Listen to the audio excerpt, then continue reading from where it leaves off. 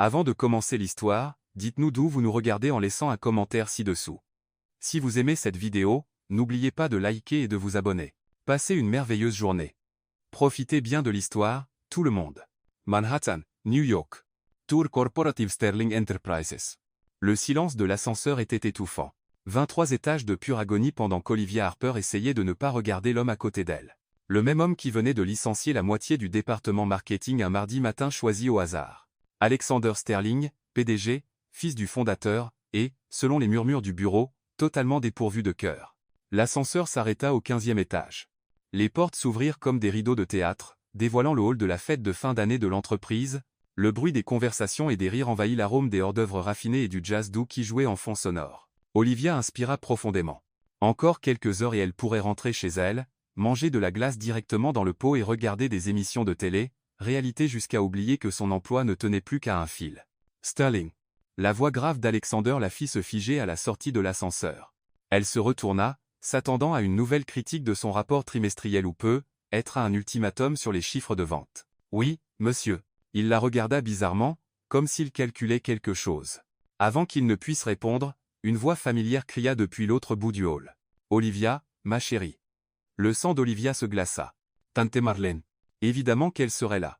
Après tout, elle travaillait aux ressources humaines depuis 15 ans et ne manquait jamais une fête d'entreprise. Et bien sûr, elle avait amené toute l'équipe d'interrogatoire familial. Questions sur les rendez-vous, le mariage, les enfants, et pourquoi une femme de 28 ans gaspillait encore ses plus belles années. Ma puce, viens ici. Tante Marlène agitait énergiquement la main, attirant l'attention de la moitié du bureau. Je veux te présenter le fils de Margaret, du service paix. Il est médecin. Olivia sentit tous les regards de la salle se tourner vers elle, collègues, supérieurs, personnel de traiteur, tout le monde attendait de voir le prochain épisode d'Olivia Harper et sa vie amoureuse inexistante. 5 secondes. Elle avait 5 secondes avant que tante Marlène n'arrive avec le médecin à son bras. 4, 3, 2. Son cerveau passa en mode panique totale. Oh, tante Marlène, désolée, mais j'ai déjà un fiancé. Les mots jaillirent de sa bouche avant qu'elle ne puisse les retenir. Tout le hall sembla retenir son souffle.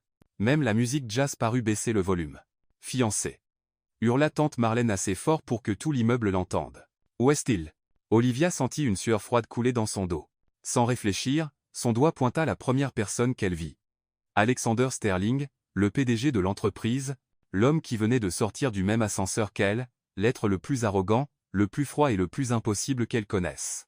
Chest, c'est Louis. Le silence qui suivit fut si profond qu'Olivia était certaine d'entendre son cœur exploser. Alexander la regarda comme si elle avait complètement perdu la raison, ce qui, techniquement, était le cas. Lui?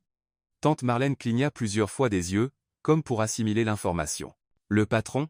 Oui, surprise. Olivia sourit si forcée que ses joues commencèrent à lui faire mal. C'est alors qu'Alexander fit quelque chose que personne n'attendait. Il lui rendit son sourire. Pas n'importe quel sourire, un sourire lent, dévastateur, qui transforma tout son visage de toundra arctique en quelque chose qui aurait pu figurer en couverture de magazine. « Bonjour, madame. » Sa voix était douce comme du whisky tandis qu'il tendait la main à tante Marlène. « Harper. Marlène Harper, la tante d'Olivia. » Elle vibrait presque d'excitation en lui serrant la main. « Mon Dieu. Je n'arrive pas à croire qu'Olivia vous ait gardé secret. » Olivia regarda avec horreur Alexander, le même homme qui avait autrefois fait pleurer une stagiaire pour lui avoir apporté le mauvais café, déployer un charme dont elle ignorait même l'existence. « Eh bien, nous voulions rester discrets jusqu'à ce que nous soyons sûrs, dit-il, son bras s'enroulant soudain autour de la taille d'Olivia et la serrant contre lui. Elle pouvait sentir son parfum, coûteux, boisé, et malheureusement très attirant. Vous savez comme les relations au bureau peuvent être compliquées. Une romance de bureau. Tante Marlène joignit les mains. Comme dans un film romantique. Olivia sentit la main d'Alexander se resserrer légèrement sur sa taille. Quand elle leva les yeux vers lui, ses yeux gris acier lançaient un éclat dangereux qui semblait dire « Tu as commencé ça, Harper. Maintenant, on est tous les deux dedans. Quand est le mariage ?» cria quelqu'un dans la foule. « Vous allez emménager ensemble ?» ajouta une autre voix. « Avez-vous déjà choisi le lieu ?» Les questions fusaient de toutes parts, et Olivia sentit les murs se refermer sur elle. Ce n'était censé être qu'un petit mensonge pour éloigner tante Marlène, pas une représentation théâtrale devant toute l'entreprise. « Nous sommes encore en train de régler les détails, » répondit Alexander avec fluidité, son pouce traçant de petits cercles sur sa hanche qui firent court-circuiter le cerveau d'Olivia. « Mais je peux vous dire qu'Olivia me rend très heureux. » La foule soupira collectivement, et Olivia était presque certaine que sa collègue Lauren venait de défaillir. « Vous savez quoi, annonça tante Marlène à l'audience grandissante. Ça mérite une célébration, tout le monde. Les consommations sont pour moi ce soir.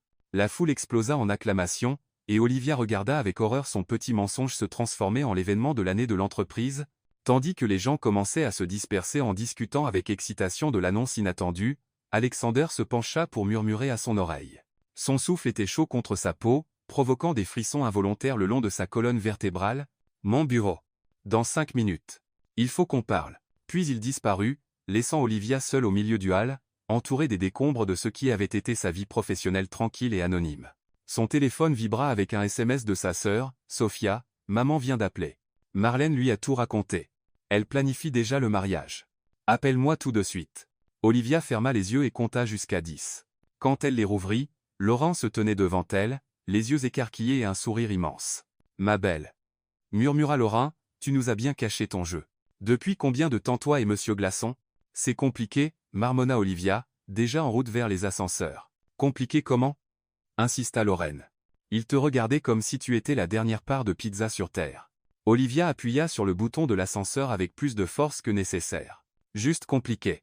Quand les portes de l'ascenseur se fermèrent, Olivia aperçut son reflet dans le métal poli. Ses cheveux au burn étaient légèrement ébouriffés, ses joues rougies, et ses lèvres entr'ouvertes dans une expression qui ressemblait dangereusement à de l'anticipation plutôt qu'à de la panique. L'ascenseur montait vers l'étage exécutif, et à chaque étage, le sentiment de catastrophe imminente d'Olivia grandissait.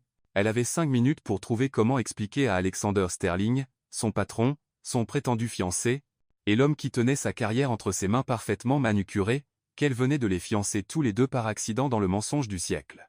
L'ascenseur émit un léger ding en arrivant au 23e étage. Game over, pensa Olivia alors que les portes s'ouvraient. Mais en marchant dans le couloir vers le bureau d'angle d'Alexander, elle ne pouvait se défaire du souvenir de la sensation de sa main sur sa taille, ou de la façon dont ses yeux s'étaient illuminés quand il lui avait souri. Peut-être, juste peut-être, que cette catastrophe pourrait se transformer en quelque chose d'intéressant. Ou peut-être allait-elle se faire licencier de la manière la plus spectaculaire possible. Dans les deux cas, Olivia Harper allait découvrir ce qui arrivait quand on se fiançait accidentellement avec l'homme le plus puissant de l'immeuble. La lourde porte en acajou de son bureau se dressait devant elle. Olivia réalisa que d'environ 30 secondes, sa vie allait devenir soit très compliquée, soit très courte. Elle frappa 2 fois et attendit. Entrés. Ça y est, pensa-t-elle, et elle pénétra dans l'antre du lion. Le bureau d'Alexander Sterling était exactement ce qu'on attendait d'un homme qui avait probablement de l'eau glacée dans les veines au lieu de sang, fenêtre du sol au plafond donnant sur Central Park, un bureau qui aurait pu servir de piste d'atterrissage pour petits avions, et des récompenses alignées sur les murs comme des trophées de guerre corporative. Olivia se tenait dans l'embrasure de la porte, soudainement convaincue qu'elle allait affronter un peloton d'exécution.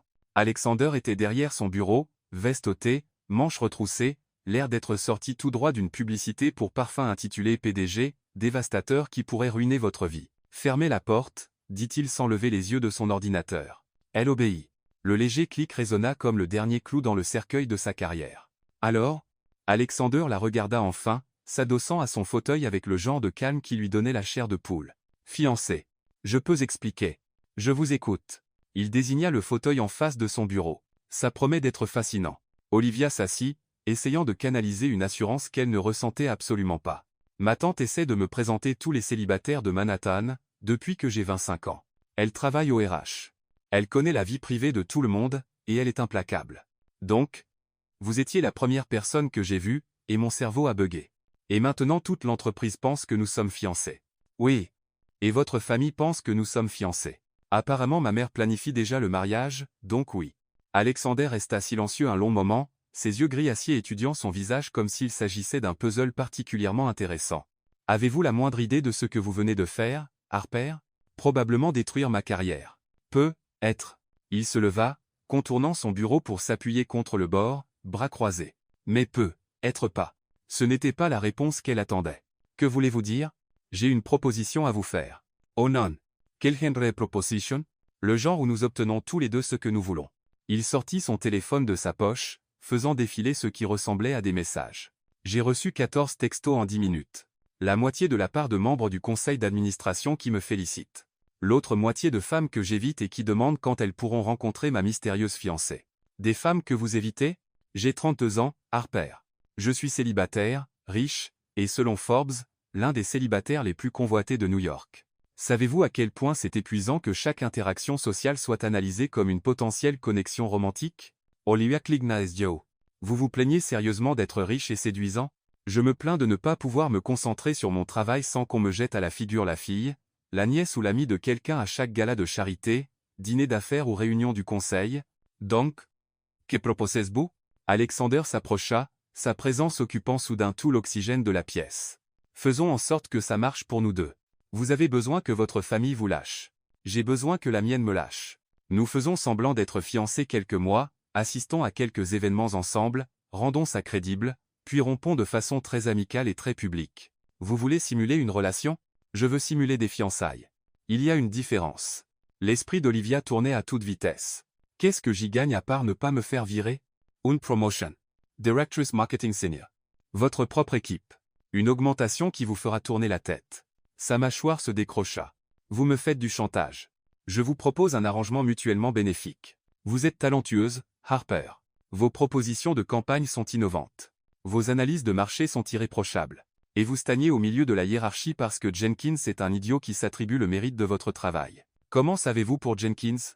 Je sais tout ce qui se passe dans mon entreprise, y compris le fait que vous portez son département à bout de bras depuis 2 ans. C'était insensé. Ça. Qu'est-ce qu'on devrait faire exactement? Assister à des événements ensemble, quelques dîners, être 1 ou 2 galas de charité, l'anniversaire des 80 ans de ma grand-mère le mois prochain, ça, c'est non négociable. Elle ne me le pardonnerait jamais si je le manquais. Il faudrait qu'on ait l'air à l'aise ensemble, comme si on s'appréciait vraiment. Ça risque d'être la partie la plus difficile de tout l'arrangement. Pour la première fois depuis qu'elle le connaissait, Alexander Sterling rit réellement, un rire riche, chaud, qui transforma complètement son visage. Aïe, Harper. Et moi qui pensais qu'on avait eu un si beau moment en bas. C'était de la panique et de l'instinct de survie. Eh bien, vous allez devoir travailler vos talents d'actrice parce que ma grand-mère a un 6e sens pour ces choses-là. Elle verra tout de suite clair dans notre jeu si nous ne sommes pas convaincants. Olivia se leva, faisant les 100 pas jusqu'à la fenêtre. La ville scintillait en contrebas, toutes ses lumières, toutes ses possibilités, et probablement un millier de gens qui prenaient de meilleures décisions de vie qu'elle était sur le point de prendre. C'est de la folie. Complètement. Ça pourrait très mal tourner. Très probablement. Je pourrais finir par vous détester encore plus que je ne le fais déjà. Je suis blessé, dit-il, souriant en le disant. Elle se retourna pour lui faire face. Que se passe-t-il si on se fait prendre? On ne se fera pas prendre. Nous sommes tous les deux des adultes intelligents capables de maintenir un arrangement professionnel. Et quand ce sera fini, rupture nette, sans rancune.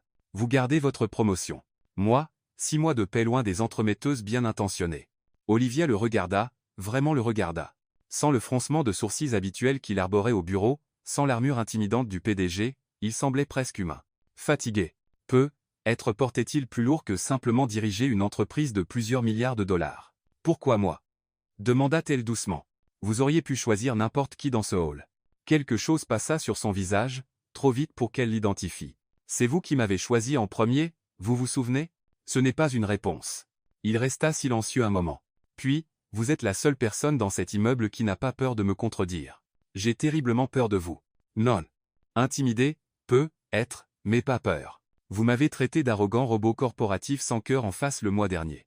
Vous avez entendu ça? J'étais juste derrière vous. Les joues d'Olivia s'enflammèrent. Pourquoi ne m'avez-vous pas viré? Parce que vous aviez raison. Il retourna à son bureau, sortant un contrat de son tiroir. J'ai fait préparer ça par le service juridique pendant que vous montiez. Vous avez fait rédiger un contrat de fausse fiançailles en 5 minutes? J'ai des avocats très efficaces, et je prévois toujours les imprévus. Elle prit les papiers, parcourant les termes. C'était exhaustif, couvrant tout, des apparitions publiques aux publications sur les réseaux sociaux, en passant par ce qui arriverait si l'une des parties voulait sortir plus tôt, clause 15, lut-elle à voix haute. Aucun contact physique au-delà de ce qui est nécessaire pour les apparitions publiques. Je pensais que ça vous mettrait plus à l'aise. Oui. Elle continua à lire. Durée de 6 mois, renouvelable d'un commun accord. Points hebdomadaires sur les événements à venir. Maintien de résidence séparée en tout temps. Des questions? 1 millier, mais elles se résument toutes à une seule. Est-ce qu'on le fait vraiment? Ça dépend. Voulez-vous passer les 5 prochaines années à expliquer à votre famille pourquoi vous êtes toujours célibataire, ou voulez-vous diriger le département marketing? Olivia regarda à nouveau le contrat. Le chiffre du salaire lui donna le vertige. Elle pourrait rembourser ses prêts étudiants, aider ses parents avec leur hypothèque, être même prendre de vraies vacances pour la première fois en 3 ans. J'ai des conditions. Je vous écoute. Personne au travail ne sait que c'est faux. Si on le fait, on le vend complètement. D'accord. J'ai mon mot à dire sur tous les événements auxquels nous assistons. Je ne veux pas débarquer et découvrir que vous nous avez inscrits à une retraite corporative dans les Southampton. Juste. Et je veux que ce soit écrit que cette promotion n'est pas conditionnelle aux fausses fiançailles. Si je fais du bon travail, je garde le poste quoi qu'il arrive. Alexander étudia son visage. Fait. Autre chose? Oui. Elle le regarda droit dans les yeux. Si jamais vous me faites sentir comme une employée payée pour jouer la petite amie, l'accord est immédiatement rompu. Quelque chose changea dans son expression, surprise, peu, être respect, comprise. Olivia prit le stylo qu'il lui tendait et signa au bas du contrat. Alors, dit-elle en le lui rendant, quand commence-t-on, fiancé? Tout de suite. Il consulta sa montre. Nous dînons ce soir. Ah bon? Votre tante Marlène vient de m'envoyer un message. Apparemment elle a donné mon numéro à votre mère. Et votre mère nous a invités à dîner chez elle à Brooklyn. Dix neuf heures. L'estomac d'Olivia Kuta. Vous plaisantez. Je ne plaisante jamais quand il s'agit de rencontrer les beaux-parents, Harper. Il attrapa sa veste sur le dossier de sa chaise. J'espère que vous êtes prête à rencontrer vos faux futurs beaux-parents. C'est beaucoup trop rapide. Bienvenue dans l'express familial Harper, apparemment. Il s'arrêta à la porte. Au fait, quel est mon plat préféré? Comment je le saurais? Nous sommes fiancés, ma chérie. Vous devriez probablement savoir ces choses-là. Le petit nom roula sur sa langue comme s'il l'utilisait depuis des années. Quelque chose palpita dans l'estomac d'Olivia qu'elle ne voulait absolument pas examiner de trop près. Italien, dit-elle rapidement.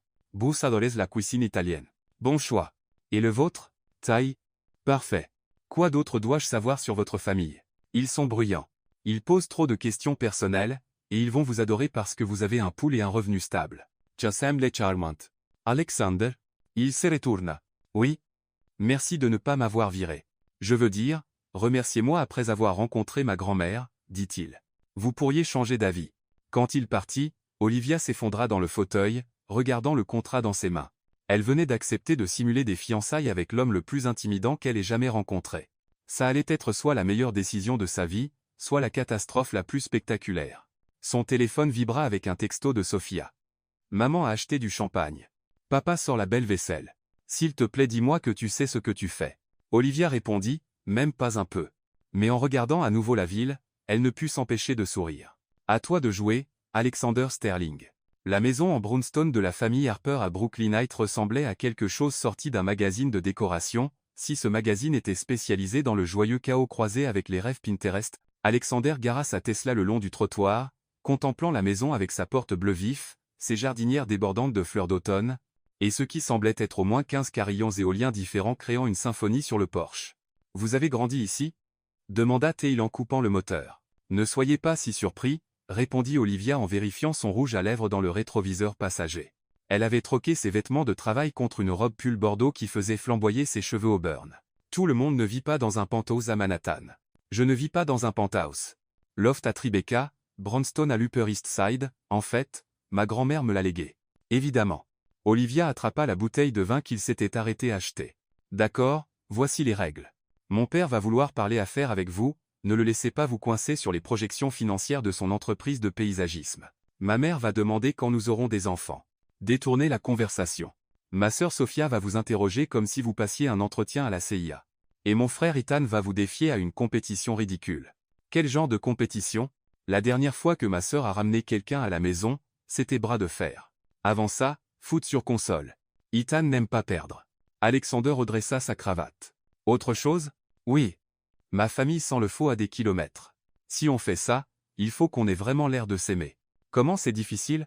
La porte d'entrée s'ouvrit en grand avant même qu'ils n'atteignent les marches du porche, et un petit ouragan sous la forme de la mère d'Olivia vint fondre sur eux. Olivia. Et vous devez être Alexander. Claire Harper était une petite femme qui parvenait pourtant à occuper 2 fois son espace réel par la seule force de sa personnalité. Elle serra Alexander dans une étreinte qui écrasa probablement au moins 3 côtes. « Oh mon chéri, vous êtes encore plus beau que ce que Marlène avait dit. Merci, Madame Harper. C'est un plaisir de vous rencontrer. Appelez-moi Claire. Madame Harper me fait me sentir vieille. » Elle lui saisit le bras, le traînant déjà vers la maison. « Daniel. Daniel. Ils sont là. » Olivia articula un désolé silencieux à Alexander, tandis qu'ils étaient entraînés dans un salon, qui semblait avoir été décoré par quelqu'un accro aux coussins et aux photos de famille. Chaque surface comportait au moins 7 photos des différents membres de la famille Harper à diverses étapes de leur vie. Voici donc le fameux Alexander. Un grand homme aux cheveux grisonnants et aux mêmes yeux verts qu'Olivia se leva d'un fauteuil inclinable, lui tendant la main. Daniel Harper. Je dois dire, mon garçon, vous avez excellent goût. Papa, avertit Olivia, les joues rosissant. Quoi? Je dis juste que votre mère et moi commencions à penser que vous alliez finir en femme carriériste avec 12 chats. Je suis allergique aux chats, c'est pourquoi nous étions si inquiets. Une jeune femme qui ressemblait à une version blonde d'Olivia émergea de ce qui sentait la cuisine. Je suis Sophia, dit-elle en serrant la main d'Alexander avec une poigne capable d'écraser des noix. Alors, comment vous et ma sœur vous êtes-vous retrouvés ensemble? Parce que le mois dernier elle vous appelait, je cite, un seigneur corporatif sans âme avec la personnalité d'un contrôle fiscal. Sophia. Olivia aurait voulu disparaître dans les coussins du canapé. Quoi? Je suis juste curieuse de la transformation. Alexander jeta un regard à Olivia, voyant la panique dans ses yeux. Il était temps de rattraper le coup. Eh bien, dit-il en s'installant sur le canapé et en attirant Olivia à côté de lui, son bras passant automatiquement autour de ses épaules. Votre sœur a un vocabulaire très coloré quand elle est passionnée par quelque chose. J'ai trouvé ça rafraîchissant. La plupart des gens ont peur de me dire ce qu'ils pensent vraiment. Olivia n'a jamais eu ce problème. Il baissa les yeux vers elle, et pendant un instant le jeu sembla presque réel. J'ai su qu'elle était spéciale dès la première fois où elle m'a dit que j'avais tort. À propos de quoi? Demanda Ethan, une version plus jeune de Daniel qui venait d'apparaître avec ce qui ressemblait à de l'huile moteur sur les mains. D'une campagne marketing pour notre gamme de boissons énergétiques. Elle a dit que mes idées étaient, je cite, aussi innovantes qu'un sandwich au jambon. Claire en resta bouche bée. Olivia, vous avez dit ça à votre patron? Pour ma défense, répondit faiblement Olivia, c'était vraiment une campagne terrible. Elle avait raison, dit Alexander, son pouce caressant distraitement son épaule, sa révision a augmenté les ventes de 30%. La famille échangea des regards, et Olivia put presque voir leur taux d'approbation grimper. Eh bien alors, dit Claire en joignant les mains. Le dîner est prêt. J'ai fait des lasagnes. L'italien était votre préféré, Alexander, souligna Olivia. Tandis qu'il passait à la salle à manger, Sophia se mit au niveau d'Alexander. Ok, je suis impressionné, mais j'ai encore des questions. Par exemple, quelle est la plus grande peur d'Olivia? Alexander faillit paniquer, puis se rappela la conversation dans l'ascenseur il y a 3 semaines à propos des rapports trimestriels. Présentés devant de grands groupes. Elle devient nerveuse quand elle doit parler devant plus de 10 personnes. Les sourcils de Sophia se haussèrent. Devine chanceuse, ou vous faites vraiment attention. Yes attention. La table de la salle à manger était dressée pour 6 avec assez de nourriture pour nourrir une petite armée. Alexander avait grandi avec des dîners calmes et formels, où les sujets de conversation étaient soigneusement choisis, et où tout le monde utilisait la bonne fourchette. Ceci était le chaos, tout le monde parlait en même temps, les plats circulaient dans des directions apparemment aléatoires, au moins 3 conversations différentes se déroulaient simultanément. Alors, Alexander, dit Daniel en chargeant son assiette d'assez de lasagne pour nourrir un linebacker, Olivia m'a dit que vous dirigez toute l'entreprise. C'est comment? Stimulant. Gratifiant. Certains jours j'ai l'impression de courir après des chats. Je veux bien le croire. Je dirige ma propre entreprise de paysagisme, rien de votre échelle, bien sûr. Mais je sais comme c'est dur de garder les employés motivés. Ethan leva les yeux de sa 3e portion de pain à l'ail. Olivia a dit que vous aviez fait un MBA à Harvard. Oui. Intelligent et beau gosse. Claire rayonnait vers Olivia. Ma chérie, tu as touché le jackpot. Maman. Les joues d'Olivia étaient maintenant définitivement roses. Quoi? Je dis juste que ta grand-mère l'aurait adoré. Grand-mère Rose l'aurait interrogé pendant 3 heures avant de décider s'il était digne, dit Sophia. Elle l'aurait adoré, insista Claire. Mamie disait toujours que l'homme parfait pour Olivia serait quelqu'un capable de suivre son cerveau et sa grande gueule. Sa grande gueule lui attire parfois des ennuis, dit Ethan avec un sourire. Tu te souviens quand elle a remis à sa place ce mec à la remise de diplôme de la fac? Il était grossier avec le personnel de restauration, protesta Olivia. Elle l'a forcé à s'excuser devant toute sa famille, raconta Ethan à Alexander. C'était épique. Alexander regarda Olivia avec ce qui ressemblait dangereusement à une réelle admiration. J'aurais payé pour voir ça. Vous auriez probablement été de son côté. Solidarité, corporative et tout ça. En réalité, je l'aurais aidé. Je ne supporte pas les gens qui traitent mal le personnel de service. La conversation coula plus facilement après ça. Daniel raconta des anecdotes des débuts de son entreprise. Claire partagea des histoires embarrassantes de l'enfance de ses 3 enfants, et Ethan défia Alexander à une partie de billard après le dîner. Je devrais vous prévenir, murmura Olivia tandis qu'il descendait à la cave. Ethan était dans l'équipe de billard de sa fac. Tant mieux, j'ai passé 4 ans à arnaquer au billard pour payer mes livres, murmura Alexander en retour. Vous n'avez pas fait ça. Boursier, vous vous souvenez? Il fallait être créatif avec l'argent de poche. Ethan rangea les billes avec l'assurance de quelqu'un qui n'avait jamais perdu de sa vie. Bullet. Chawuswa. Ce qui suivit fut probablement la partie de billard la plus compétitive de l'histoire de la famille Harper. Ethan était bon, vraiment bon. Mais Alexander était meilleur, et il joua intelligemment, laissant Ethan gagner la première partie avant de le détruire systématiquement aux deux suivantes. Où avez-vous appris à jouer comme ça? Demanda Ethan, clairement impressionné malgré lui. Boston College a une scène billard très compétitive. Il est modeste, dit Olivia, surprenant les deux hommes. Je parie qu'il était légendaire. Alexander la regarda, quelque chose de chaud et d'inhabituel s'installant dans sa poitrine devant la fierté dans sa voix. À 22 heures, il disait au revoir sur le porche, chargé d'assez de lasagne restante pour nourrir une semaine. Je l'aime bien, chuchota Claire à Olivia, assez fort pour que tout le monde entende. Il est bon pour toi. Merci, maman. Et il te regarde comme si tu étais la personne la plus intéressante de la pièce. Pas du tout. Si, confirma Sophia. C'est même plutôt mignon. Dans la voiture sur le chemin du retour vers Manhattan, ils restèrent dans un silence confortable les premières minutes. Ça s'est bien passé, dit enfin Alexander. Vous avez été bien avec eux. Presque comme si vous aviez vraiment pris plaisir. C'est le cas. Votre famille est. Il s'arrêta, cherchant le bon mot. Chaleureuse. Vous voulez dire bruyante? Il répéta fermement. Chaleureuse. Ils tiennent à vous. Raymond. C'est agréable. Votre famille à vous ressemble à quoi? Les mains d'Alexander se crispèrent sur le volant. Plus petite. Plus calme. Mes parents sont morts dans un accident de voiture quand j'avais 15 ans. Il ne reste plus que moi et ma grand-mère maintenant. Je suis désolé. Yena Savespos. Ce n'est rien. Ça fait longtemps. Mais Olivia perçut quelque chose dans sa voix, une tristesse soigneusement contrôlée, qui lui serra le cœur. C'est pour ça que vous n'aimez pas les grands groupes? La solitude? Il la regarda, surpris par sa perspicacité. Être. Ils étaient arrêtés à un feu rouge dans le centre de Brooklyn quand le téléphone d'Olivia vibra. Elle jeta un œil et grogna. Quoi? Sophia a écrit dans le groupe familial. Elle a dit, je cite, « J'approuve officiellement Alexander.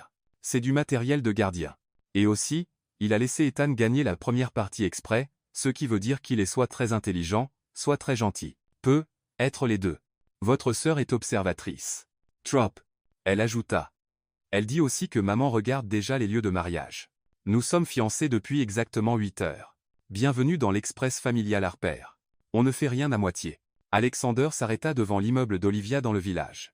C'était un ancien entrepôt avec des fenêtres industrielles et des escaliers de secours qui violaient probablement 6 codes du bâtiment différents. C'est ici, dit-elle en rassemblant son sac et le contenant de reste. Olivia. Elle se retourna. Oui? Merci pour ce soir. Je sais que tout ça est faux, mais j'ai passé une vraiment bonne soirée. Quelque chose dans sa voix la fit étudier son visage. Dans la lumière tamisée des réverbères, il paraissait plus jeune, moins le PDG intimidant et plus quelqu'un qui pourrait réellement être seul. Moi aussi, dit-elle doucement. Bonne nuit, Alexander. Bonne nuit. Elle était à mi-chemin de l'entrée quand il rappela son nom. Quelle est votre fleur préférée? Quoi?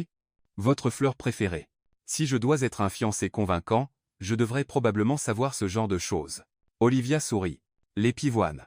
Grosse, désordonnée, dramatique. Parfait. En montant les escaliers vers son appartement, Olivia ne pouvait se débarrasser du sentiment que quelque chose avait changé ce soir-là.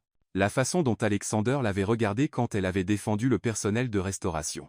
La façon dont il avait laissé Ethan gagner la première partie. La façon dont il avait semblé sincèrement apprécier le chaos de sa famille. Son téléphone vibra avec un texto d'un numéro inconnu. Merci pour ce soir. Votre famille est merveilleuse. Et elle enregistra son numéro et répondit, comment avez-vous eu mon numéro? Je suis votre patron. J'ai accès à toutes les informations des employés. Et aussi, les RH me l'ont donné. Ça ressemble à une violation de la vie privée. Je l'ajouterai à la liste des choses pour lesquelles je dois m'excuser, avec le fait de vous appeler Harper tout le temps. Vous préférez quoi? Olivia regarda son téléphone. Ça devenait dangereusement proche d'une vraie conversation de connaissances. Olivia, Chava.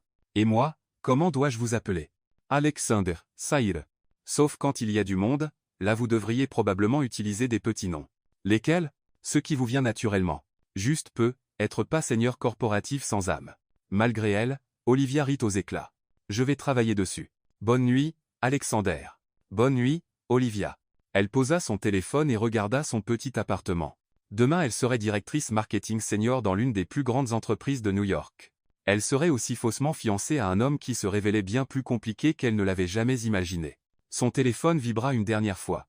P.S. Votre sœur avait raison. J'ai bien laissé Ethan gagner la première partie, mais seulement parce que je voulais qu'il m'aime bien. Olivia sourit et répondit, Pourquoi vouliez-vous qu'il vous aime bien? La réponse arriva vite. Parce que son opinion compte pour vous. En se préparant à se coucher, Olivia ne pouvait cesser de penser à ce dernier message. Ces fausses fiançailles étaient censées être simples, professionnelles, mutuellement bénéfiques. Alors pourquoi son cœur battait-il plus fort chaque fois qu'Alexander la regardait comme si elle était plus qu'un simple arrangement pratique? Et surtout, qu'allait-elle faire à ce sujet? 3 semaines après le début de leur fausse fiançailles, Olivia avait appris plusieurs choses surprenantes sur Alexander Sterling. Il prenait son café noir mais gardait du miel dans son tiroir pour le thé. Il avait l'habitude de passer la main dans ses cheveux quand il était frustré, ce qui arrivait environ toutes les 15 minutes pendant les réunions du conseil. Il possédait plus de livres que la plupart des bibliothèques, gardait un petit succule nommé Gérald sur son rebord de fenêtre, et, malgré sa réputation de requin corporatif, avait personnellement financé des bourses universitaires pour les enfants de 12 employés sans que personne ne le sache. Elle avait aussi appris qu'il était un excellent acteur, car personne chez Sterling Enterprise ne soupçonnait que leur relation était autre chose que réelle. Les projections trimestrielles sont fantastiques, dit son nouvel assistant Marcus en déposant une pile de rapports sur son bureau. En tant que directrice marketing senior, elle avait maintenant son propre bureau, rien d'aussi grandiose que la suite d'angle d'Alexander, mais avec vue sur l'Hudson et assez d'espace pour faire les 100 pas quand elle réfléchissait. La campagne boisson énergétique dépasse tous les objectifs. Merci, Marcus. Des nouvelles de l'équipe design pour les maquettes du nouvel emballage? Elle devrait être prête d'ici. Il s'arrêta, souriant. Arrivé à 3 heures. Olivia leva les yeux et vit Alexander, s'approcher de son bureau, tenant 2 tasses de café et ce qui semblait être une petite plante en pot. Tout l'étage marketing s'était subtilement tu, comme toujours quand le PDG apparaissait. Mais au lieu de la présence intimidante qu'il projetait habituellement, il semblait presque nerveux. « Salut », dit-il en entrant et en fermant la porte derrière lui. « Je t'ai apporté du café, et j'ai vu ça chez le fleuriste, j'ai pensé que ça te plairait. » Il lui tendit une des tasses et la plante, un petit pot de pivoine rose vif, exactement comme celle qu'elle avait mentionnée devant son immeuble 3 semaines plus tôt. « Tu m'as acheté des fleurs, dit-elle, sincèrement touchée malgré le fait que tout cela soit pour le spectacle. Je t'ai acheté une plante. Les fleurs meurent. Là tu pourras les voir refleurir. Quelque chose de chaud et dangereux palpita dans sa poitrine. Alexander, nous avons un public, dit-elle doucement en désignant la paroi vitrée où au moins la moitié de l'équipe marketing faisait semblant de ne pas regarder. Autant leur donner quelque chose à commenter. D'accord. Représentation. Elle avait presque oublié.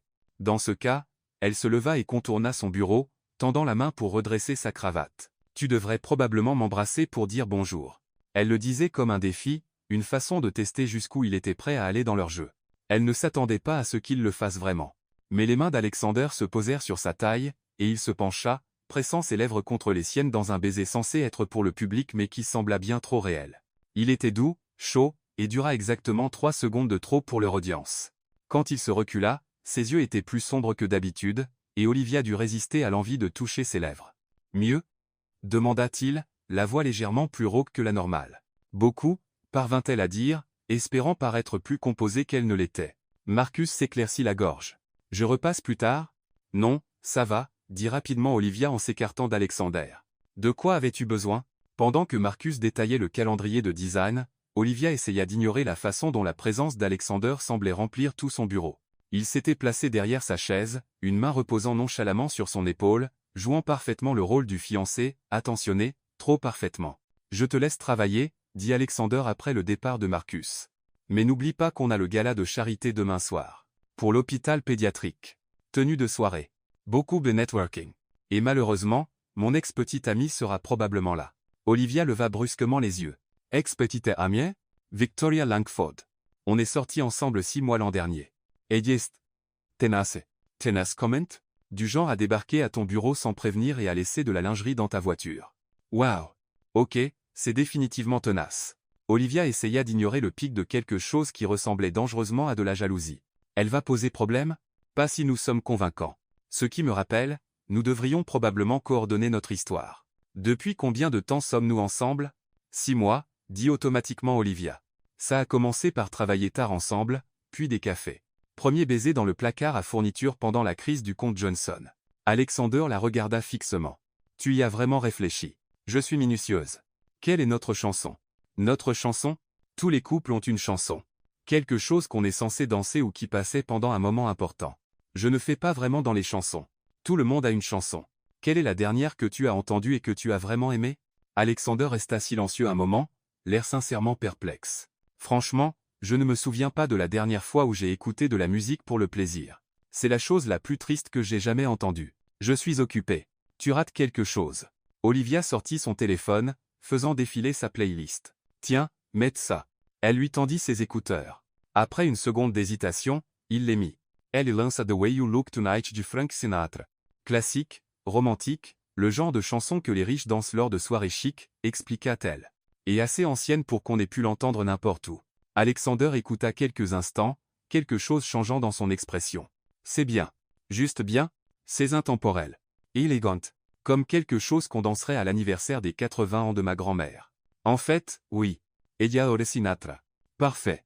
Donc voilà notre histoire. On était à un événement corporatif, cette chanson est passée, tu m'as invité à danser, et le reste appartient à l'histoire. Tu es doué pour ça.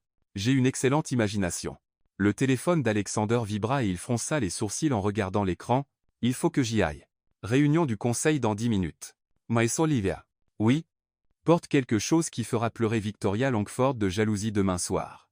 Après son départ, Olivia s'assit dans son fauteuil en regardant les pivoines qu'il lui avait apportées. Sa collègue Lorraine apparut dans l'embrasure de la porte moins de 30 secondes plus tard. Ok, raconte, dit Lorraine en fermant la porte derrière elle. C'était la chose la plus chaude que j'ai jamais vue dans un cadre professionnel. Et j'ai déjà vu deux VP s'engueuler passionnément sur les budgets trimestriels. Nous sommes fiancés, Lorraine. Les couples fiancés s'embrassent. Les couples fiancés ne donnent pas l'impression d'être sur le point de s'arracher leurs vêtements au milieu d'une réunion marketing. On n'a pas. Chérie, la tension sexuelle ici était si dense que j'aurais pu la couper au couteau. Et ne me lance même pas sur la façon dont il te regarde quand tu ne fais pas attention. Comment il me regarde? Comme si tu étais la réponse à une question qu'il ne savait pas qu'il se posait. Ce soir-là, Olivia se retrouva devant son dressing dans un état de panique totale. Elle possédait exactement 3 robes de soirée. Une robe cocktail noire d'au moins 5 ans, une bleue marine qui donnait l'impression d'aller à un enterrement, et une robe rouge qu'elle avait achetée en solde et jamais osé porter. La robe rouge était magnifique. Une soie rouge profond qui épousait ses courbes aux bons endroits et avait un décolleté sophistiqué sans être scandaleux. Elle l'avait achetée 2 ans plus tôt pour le mariage de sa colocataire de fac, puis avait paniqué et porté la noircure. Mais ce n'était pas le moment d'être prudente. C'était le moment de faire pleurer Victoria Langford de jalousie. Son téléphone sonna alors qu'elle hésitait entre la rouge et la prudence. S'il te plaît, dis-moi que tu n'as pas prévu de mettre cette robe noire. La voix de Sophia traversa le haut-parleur. Comment tu? Parce que je te connais, et tu joues toujours la sécurité. Mais là c'est différent. C'est ta chance d'entrer dans une salle pleine de l'élite new-yorkaise au bras du célibataire le plus convoité de la ville et de leur montrer exactement pourquoi il t'a choisi. C'est faux. Sophia. Les fiançailles sont être fausses, mais la façon dont il t'a regardé au dîner était réelle. Crois-moi, je connais la différence. Tu crois? Je sais. Alors mets la robe rouge, celle que tu as achetée pour le mariage de Sarah et dont tu as eu peur à la dernière minute. Comment tu te souviens de ça? Parce que je suis ta sœur et que je me souviens de tout. Maintenant va te faire belle et montre à Manhattan de quoi Olivia Harper est capable. 2 heures plus tard, Olivia se tenait devant son miroir en pied, à peine reconnaissable. La robe rouge lui allait comme si elle avait été faite pour elle. Ses cheveux étaient relevés en un chignon élégant avec quelques mèches folles encadrant son visage, et elle avait réussi à se maquiller de façon professionnelle plutôt que comme si elle avait été attaquée par un comptoir de cosmétiques. Sa sonnette retentit à 10 à 9 heures précises. Ponctuelle, murmura-t-elle en attrapant sa pochette et en s'enveloppant dans son seul bon manteau, un picote noir en laine qui ne criait pas vraiment gala de charité, mais valait mieux que sa doudoune d'hiver. Elle ouvrit la porte et trouva Alexander dans un smoking parfaitement ajusté qui coûtait probablement plus cher que son loyer mensuel. Ses cheveux étaient coiffés en arrière, son nœud papillon parfaitement droit, et il ressemblait à un mannequin tout droit sorti des pages de GQ. « Waouh » dit-il, les yeux écarquillés en la découvrant. « Tu es époustouflante. » Le mot sortit plus rauque qu'il ne l'avait probablement prévu, et Olivia sentit à nouveau ce dangereux battement dans sa poitrine. « Merci. Toi aussi, tu te nettoies plutôt bien. On y va ?» Il lui offrit son bras, et ils descendirent ensemble vers l'ascenseur. « Alors, raconte-moi ce gars-là, » dit Olivia tandis qu'il descendait vers le hall. « Dans quoi je mets les pieds? 200 des personnes les plus riches de Manhattan qui payent $5000 l'assiette pour manger du poulet médiocre et se féliciter de leur philanthropie. Cynique à ce point? Réaliste, bien que la cause soit bonne. L'hôpital pédiatrique fait un travail incroyable, et l'argent récolté ce soir financera une nouvelle aile pédiatrique, c'est vraiment merveilleux.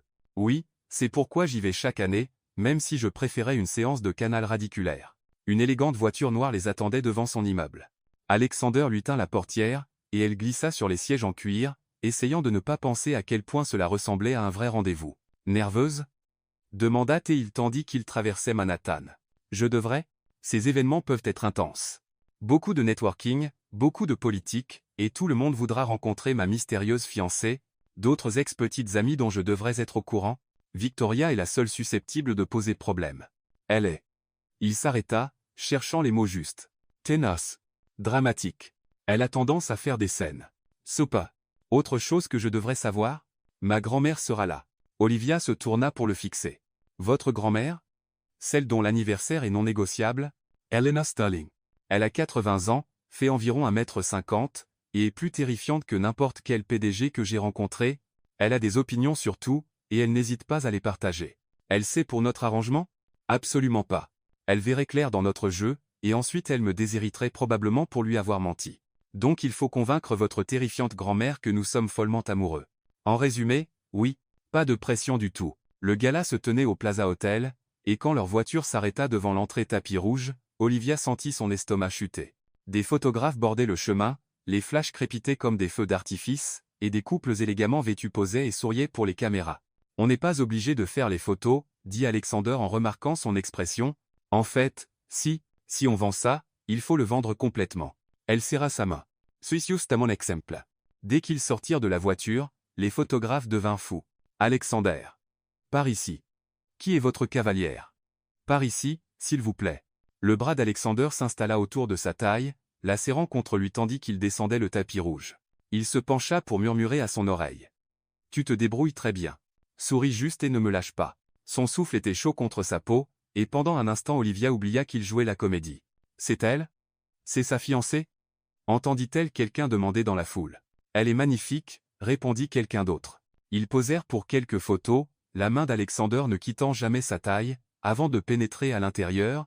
Le grand ballroom du Plaza avait été transformé en pays des merveilles hivernales avec des fleurs blanches, des lumières scintillantes, et des sculptures de glace qui coûtaient probablement plus que le salaire annuel d'Olivia.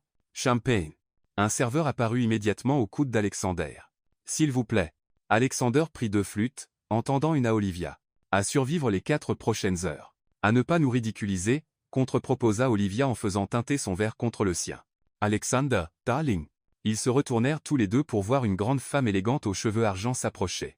Elle portait une superbe robe bleu marine qui coûtait probablement plus cher que la voiture d'Olivia, et elle se tenait avec l'assurance de quelqu'un qui savait être la personne la plus importante de n'importe quelle pièce. Grand-mère. Alexander se pencha pour embrasser sa joue. Vous êtes magnifique. La flatterie vous mènera partout. Eleanor Sterling tourna ses yeux bleus perçants vers Olivia, et Olivia se sentit comme scannée au rayon X. Et voici la jeune femme qui a réussi à captiver l'attention de mon petit-fils. Grand-mère, voici Olivia Harper. Olivia, ma grand-mère, Eleanor Sterling. Madame Sterling, c'est un honneur de vous rencontrer, dit Olivia en lui tendant la main. Tout le plaisir est pour moi, ma chère. J'ai tellement entendu parler de vous. Ah bon? Oh oui. Alexander n'a pas arrêté de parler de vous depuis l'annonce des fiançailles. C'est assez rafraîchissant, en fait. Je commençais à penser qu'il était incapable de penser à autre chose qu'au rapport trimestriel. Olivia jeta un regard à Alexander, qui semblait légèrement mal à l'aise. Eh bien, il est plein de surprises. En effet. Dites-moi, ma chère, que pensez-vous de notre Alexander? C'était le test. Olivia sentait Alexander se raidir à côté d'elle. Honnêtement, dit-elle, les mots venant plus facilement qu'il n'aurait dû, je pense qu'il est l'un des hommes les plus remarquables que j'ai jamais rencontrés. Il est brillant, évidemment, mais il est aussi gentil d'une façon que les gens ne voient pas toujours. Il remarque quand quelqu'un souffre et trouve des moyens d'aider sans que ça tourne autour de lui. Il me fait rire. Il me pousse à être meilleur. Et il.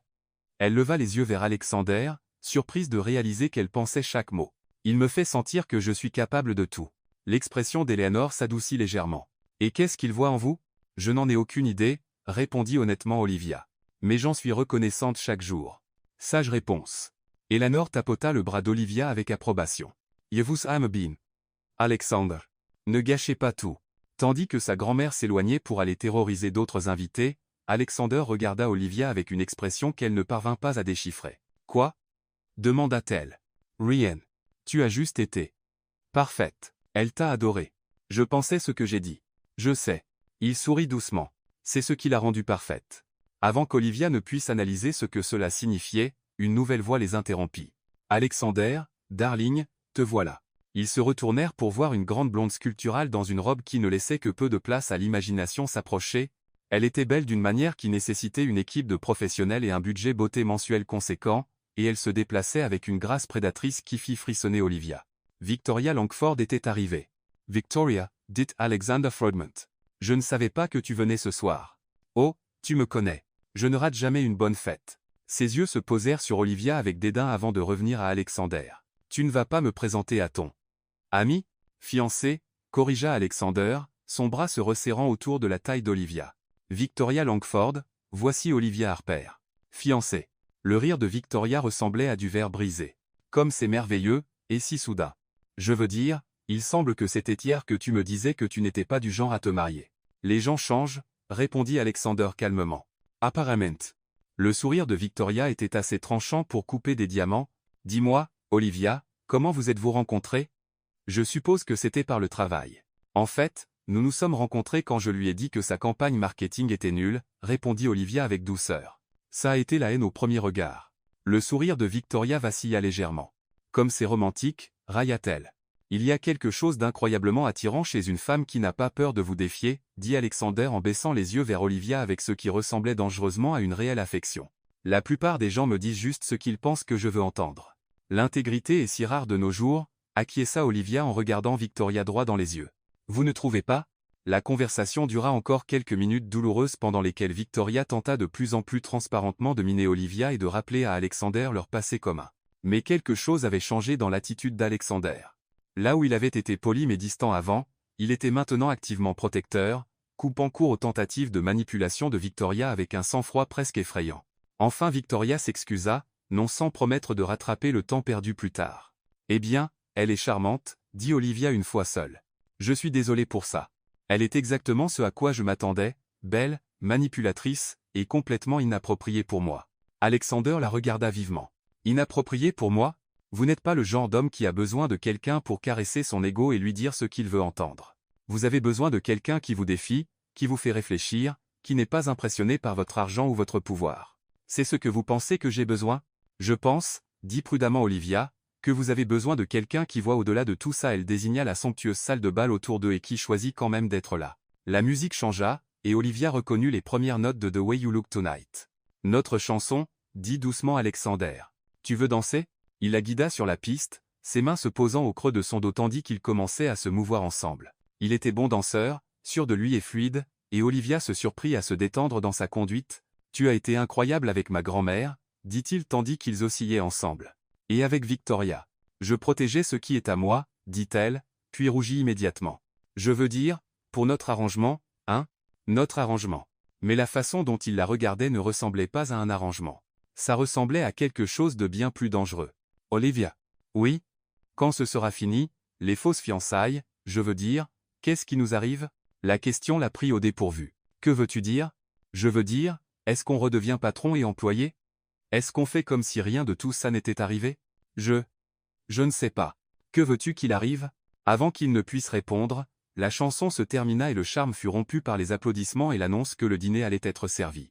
Tandis qu'ils rejoignaient leur table, Olivia ne pouvait se défaire du sentiment qu'il venait de franchir une ligne invisible. Les fausses fiançailles avaient commencé comme un arrangement mutuellement bénéfique, mais quelque part entre le dîner familial et cette danse dans ses bras, c'était devenu autre chose, quelque chose de réel, quelque chose de terrifiant. Et à en juger par la façon dont Alexander ne cessait de la regarder pendant le dîner, elle n'était pas la seule à le ressentir. La question était, qu'allait-il faire à ce sujet ? Quand ils quittèrent le gala à minuit, les pieds d'Olivia la faisaient souffrir, son visage lui faisait mal à force de sourire, et sa tête tournait à cause du champagne et de la prise de conscience qu'elle était être en train de tomber amoureuse de son faux fiancé. « Merci, » dit Alexander tandis qu'il rentrait à son appartement. « Pour ce soir. Pour tout. Merci de m'avoir prêté ta vie pendant quelques heures. Tu ne l'as pas empruntée. Tu l'as améliorée. » Ils restèrent silencieux le reste du trajet, mais c'était un silence chargé de questions non dites et de possibilités. Quand ils arrivèrent à son immeuble, Alexander l'accompagna jusqu'à sa porte comme un vrai gentleman. « Bonne nuit, Olivia, » dit-il doucement. « Bonne nuit, Alexander. » Il commença à se retourner, puis s'arrêta. « Olivia ? Oui ?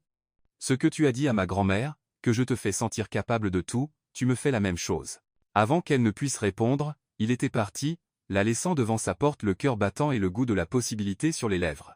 Dans son appartement, Olivia ôta ses talons et se regarda dans le miroir de la salle de bain. Son rouge à lèvres avait disparu, ses cheveux étaient légèrement ébouriffés, et ses joues rougies. Elle avait l'air d'une femme qui avait été longuement embrassée. Le problème était qu'elle ne l'avait pas été. Pas vraiment. Mais en se préparant à se coucher, elle ne pouvait penser qu'à la façon dont Alexander l'avait regardée pendant leur danse, à la sensation de ses mains sur sa taille, à la façon dont il l'avait protégée des attaques de Victoria. Ces fausses fiançailles étaient censées résoudre ses problèmes. Au lieu de cela, elles en créaient de tout nouveau. Parce que quelque part entre le dîner familial et le gala de charité, entre les pivoines et la piste de danse, Olivia Harper avait fait une terrible erreur. Elle était tombée amoureuse d'Alexander Sterling, et elle n'avait absolument aucune idée de ce qu'elle allait faire à ce sujet. Le lendemain matin du gala, Olivia se réveilla avec 10 à 7 appels manqués, 43 messages, et un titre de tabloïd qui lui fit avaler son café de travers. Les milliardaires célibataires Sterling fiancé à une femme mystère. Détails de leur romance éclair. La photo accompagnant l'article venait du tapis rouge, le bras d'Alexander autour de sa taille, tous les deux riant à quelque chose qui lui avait murmuré à l'oreille. Ils avaient l'air complètement naturels ensemble, comme s'ils étaient en couple depuis des années plutôt que faussement fiancés depuis 3 semaines. Son téléphone sonna à nouveau. « Sophia, tu as vu les nouvelles ?» demanda sa sœur sans préambule. « Je suis en train de regarder », dit Olivia en faisant défiler ce qui semblait être des dizaines d'articles sur leurs fiançailles. « C'est de la folie. Page 6 t'a qualifié de rafraîchissante normale et exactement ce dont Sterling a besoin. La section financière du team spéculait sur l'impact de nos fiançailles sur le cours de l'action. Et ne me lance même pas sur les blogs mode. Apparemment ma robe d'hier soir était un triomphe d'élégance discrète. C'était une robe à $50 en solde chez Nordstrom Rack. Eh bien, elle faisait $1 million. Plus important encore, comment s'est passée la soirée? Maman veut tous les détails, et je cite, « Surtout s'il est doué de ses mains sur la piste de danse, s'il te plaît dis-moi qu'elle n'a pas vraiment dit ça. » C'est. Alors raconte. Olivia s'enroula sur son canapé, encore en pyjama, essayant de digérer les événements de la veille. C'était compliqué. Compliqué comment? Du genre je suis peu, être dans de beaux draps? On est pausé. Oh chérie, tu n'as pas fait ça. Je crois que si. Tu es tombée amoureuse de lui. Ton faux fiancé. Je ne sais pas. Peu, être, tout était censé être professionnel, mais ensuite il m'a apporté des pivoines, et il a été si gentil avec la famille, et hier soir quand nous avons dansé. Elle s'arrêta, se rappelant la façon dont il l'avait regardée, les choses qu'il avait dites. Que s'est-il passé quand vous avez dansé? Rien. Tout. Je ne sais pas, Sophia. Il a demandé ce qui nous arriverait quand ce serait fini, et je ne savais pas quoi répondre. Qu'est-ce que tu aurais voulu répondre? Que je ne veux pas que ça finisse. Sophia resta silencieuse un moment. Olivia, et s'il ressentait la même chose? Alors nous sommes deux idiots qui nous sommes mis dans une situation impossible. Ou deux personnes qui se sont trouvées de la façon la plus inattendue possible. Avant qu'Olivia ne puisse répondre, on frappa à sa porte.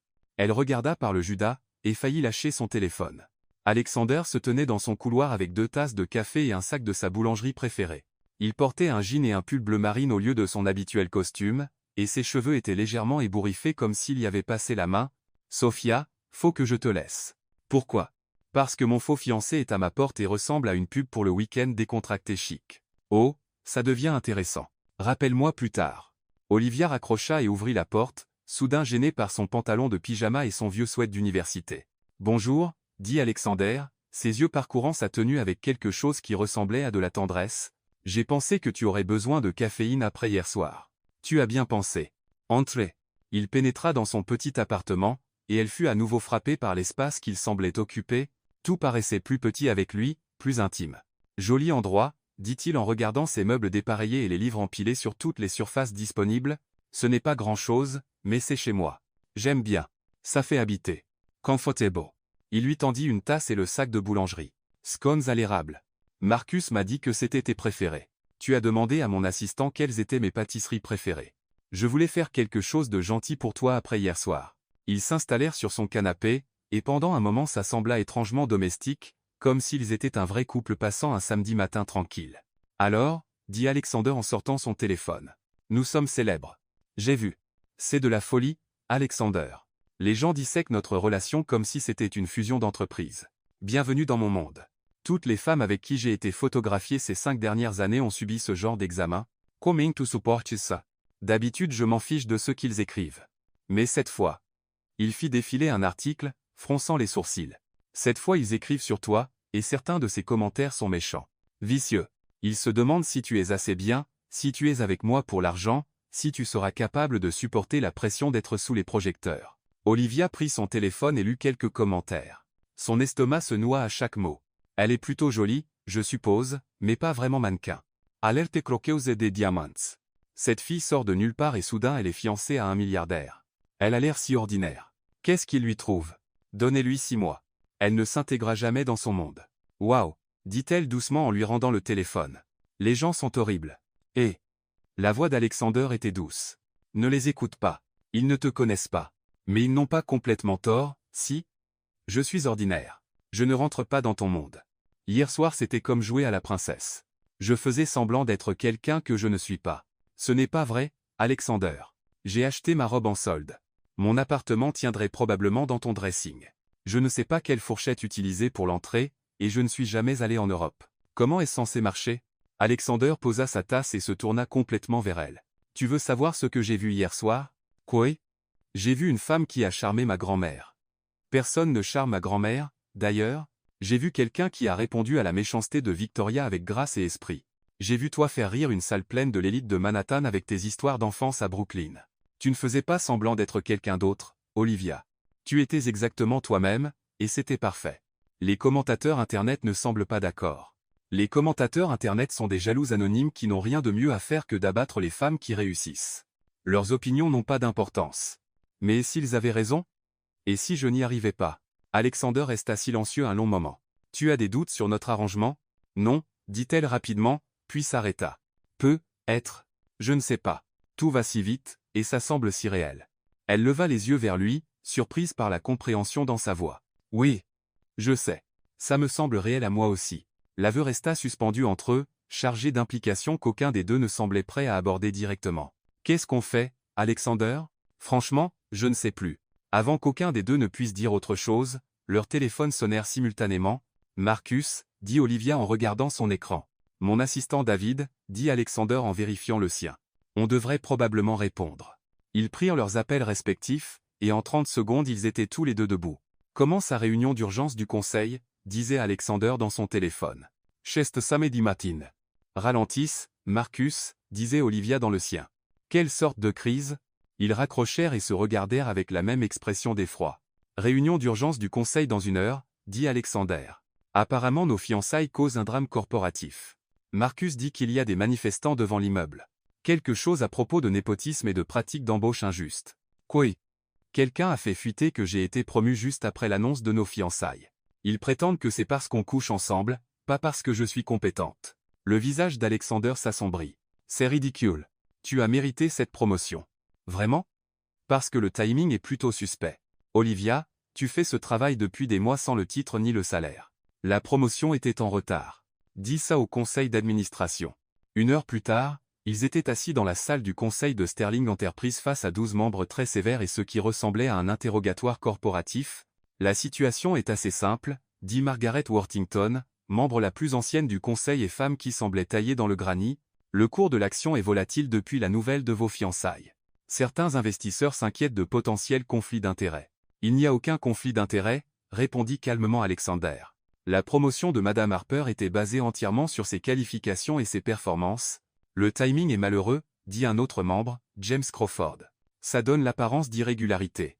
Que suggérez-vous exactement? Demanda Olivia, la voix plus stable qu'elle ne l'était. Nous ne suggérons rien, dit Margaret. Nous constatons des faits. Votre promotion juste après l'annonce de vos fiançailles ressemble à du favoritisme. Les manifestants devant notre immeuble prétendent que Sterling Enterprise promeut en fonction des relations personnelles plutôt que du mérite. C'est absurde. Dit Alexander. Olivia porte le département marketing depuis 2 ans. Ses campagnes ont augmenté le chiffre d'affaires de 30%. Sa promotion a été discutée bien avant nos fiançailles. Pouvez-vous le prouver? Demanda James. Existe-t-il des traces de ces discussions? Alexander hésita une fraction de seconde, assez longtemps pour qu'Olivia comprenne la vérité. Il n'y avait aucune trace parce qu'il n'y avait eu aucune discussion. Sa promotion avait fait partie de leur accord de fausses fiançailles. Je pense, dit doucement Olivia, que je devrais démissionner. Quoi? Alexander se tourna pour la fixer. Pas de l'entreprise, du poste. Si ma promotion cause des problèmes à Sterling Enterprise, alors je dois me retirer. Absolument pas, Alexander. Ce n'est pas une question de ce que je mérite ou de ce que j'ai gagné. C'est une question de protéger l'entreprise. Je ne te laisserai pas sacrifier ta carrière parce que des gens font des accusations infondées. Et je ne te laisserai pas détruire la réputation de ton entreprise à cause de notre arrangement. Le mot arrangement frappa Alexander comme un coup physique. Quelque chose vacilla dans son expression. Peut-être, dit Margaret, serait-il préférable que Madame Harper prenne un congé pendant que nous réglons cela? Non. La voix d'Alexander était glaciale. Ce serait admettre une faute qui n'existe pas. Olivia garde son poste, ou je commence à chercher un nouveau conseil d'administration. La tension dans la pièce était assez dense pour être coupée au couteau. James finit par s'éclaircir la gorge. Nous remettons cette discussion à plus tard pour l'instant. Mais Alexander, vous devez comprendre que votre vie privée affecte cette entreprise. À l'avenir, peut-être devriez-vous considérer les implications de vos choix amoureux. Tandis qu'il quittait la salle du conseil, Olivia se sentait comme si un camion l'avait percuté. C'était exactement ce qu'elle avait craint, que leur fausse relation complique tout. Mon bureau, dit sèchement Alexander. Tout de suite. Ils prirent l'ascenseur en silence, l'air entre eux crépitant de tension. Une fois la porte fermée, Alexander se tourna vers elle. Ne refais plus jamais ça. Faire quoi? Proposer de démissionner. Sacrifier ta carrière pour rendre les choses plus faciles aux autres. J'essayais d'aider en te jetant sous le bus? En étant réaliste. Tout cela devient hors de contrôle, Alexander. Peut-être devrions-nous simplement y mettre fin maintenant avant que ça n'empire. C'est ce que tu veux? Je veux arrêter de me sentir constamment comme si j'attendais que l'autre chaussure tombe. Et quelle est cette chaussure? Celle où tu réalises que tout ça était une erreur. Où tu te réveilles et te souviens que je ne suis que ton employé, pas vraiment ta fiancée et définitivement pas quelqu'un qui appartient à ton monde. Alexander la fixa longuement. C'est vraiment ce que tu penses? Je pense que c'est devenu bien trop compliqué. Nous avons des manifestants dehors parce que les gens pensent que j'ai couché pour obtenir une promotion. Ton conseil pense que je suis une croqueuse de diamants qui compromet ton jugement. Et chaque fois que je te regarde, j'oublie que tout cela est censé être faux. La dernière phrase sortit plus fort qu'elle ne l'avait voulu, et le silence qui suivit fut assourdissant. Moi aussi, dit doucement Alexander. Quoi? J'oublie que c'est faux. Chaque fois que je te regarde, chaque fois que nous sommes ensemble, j'oublie que c'est censé être un arrangement. J'oublie que tu n'es là que parce que tu avais besoin que ta famille te lâche et que moi aussi. Ils se regardèrent à travers le bureau, la vérité enfin mise à nu. Qu'est-ce qu'on fait? Murmura Olivia. Je ne sais pas.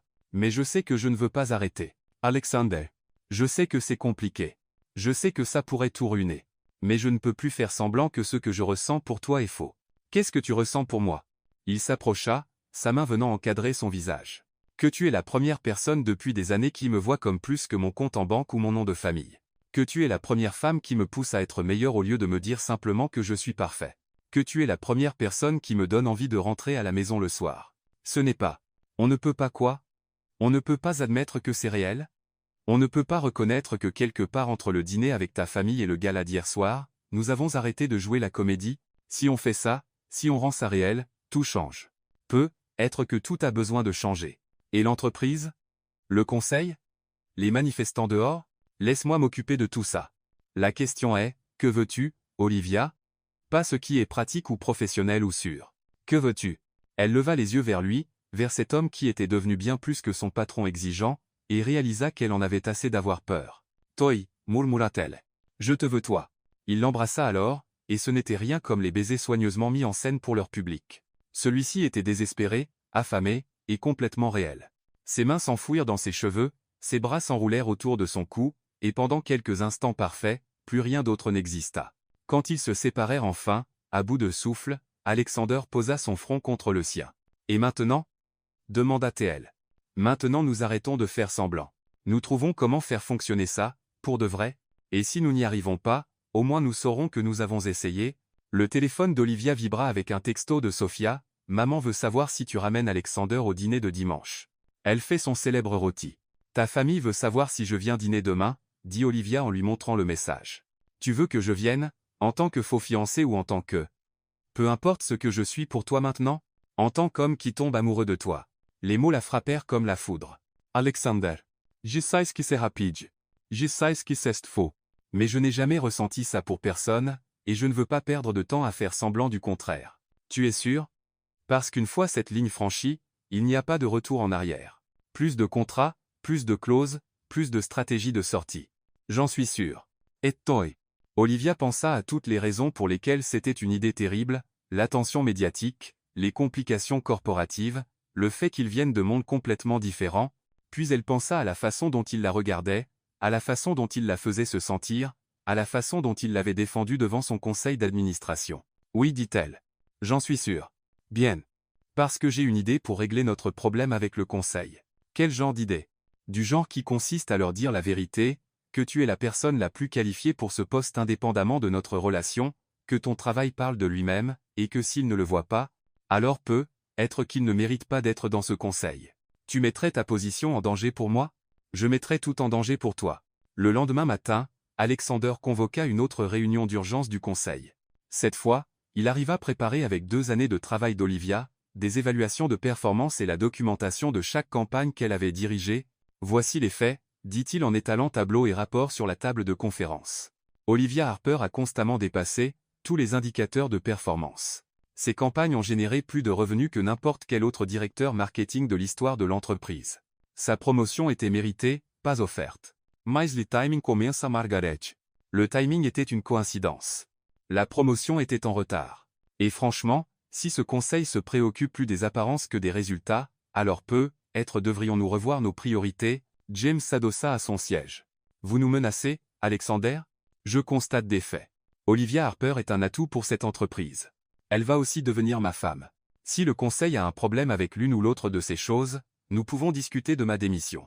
La pièce devint silencieuse comme une tombe. Margaret finit par parler.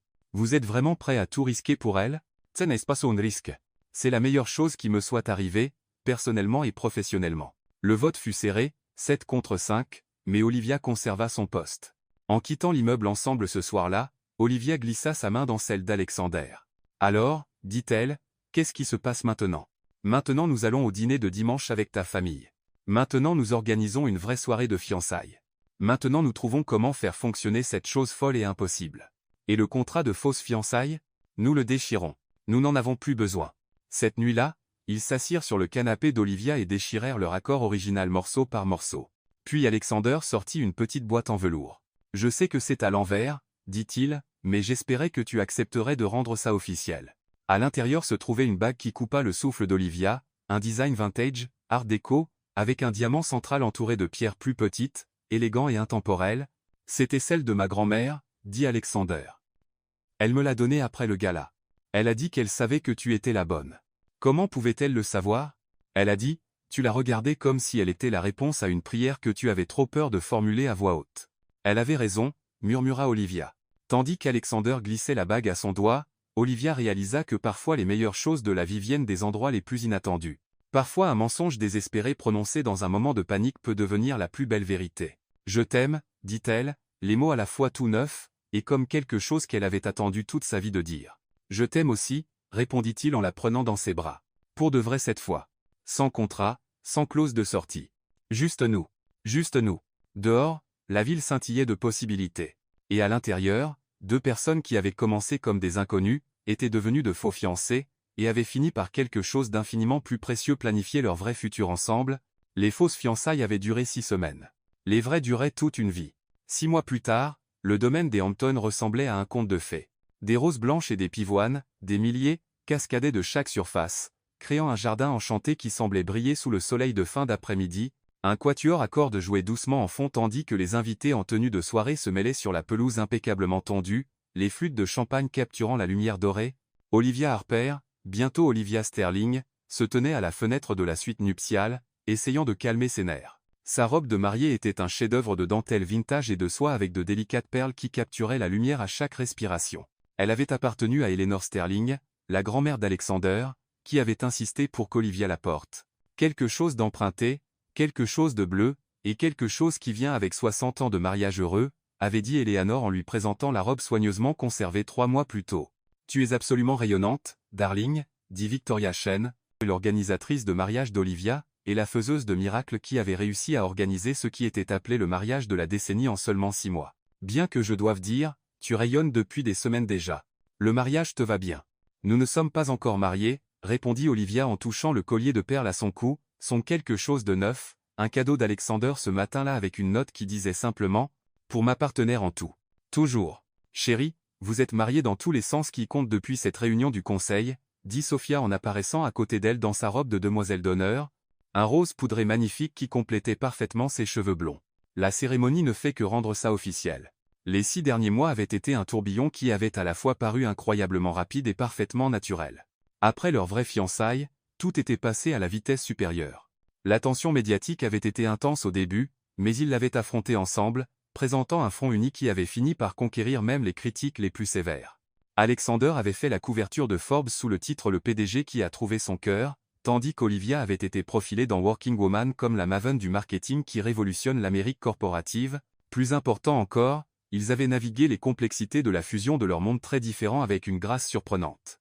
Alexander était devenu un habitué des dîners du dimanche chez les Harper, où il avait développé une amitié inattendue avec le père d'Olivia autour de discussions sur les pratiques commerciales durables et un amour partagé pour les mauvais films d'action. Pendant ce temps, Olivia avait charmé l'élite sociale de Manhattan par son authenticité et son esprit vif, gagnant le respect dans des cercles qu'il avait d'abord rejetés comme une étrangère. Le conseil d'administration de Sterling Enterprise avait fini par se ranger, surtout après que les campagnes marketing d'Olivia avaient généré des profits records et attiré 3 nouveaux clients majeurs. Sa promotion n'était plus remise en question.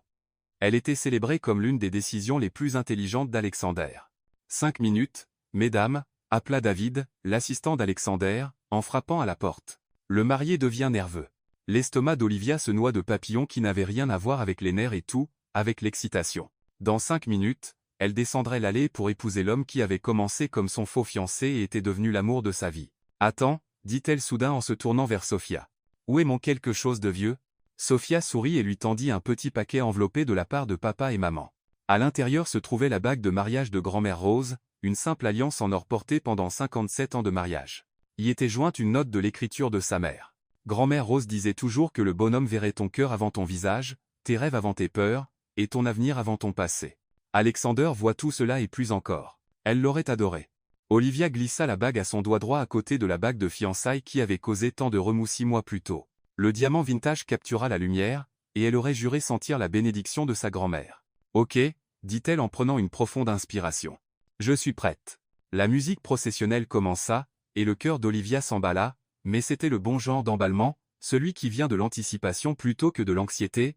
Par la fenêtre, elle pouvait voir les invités se lever.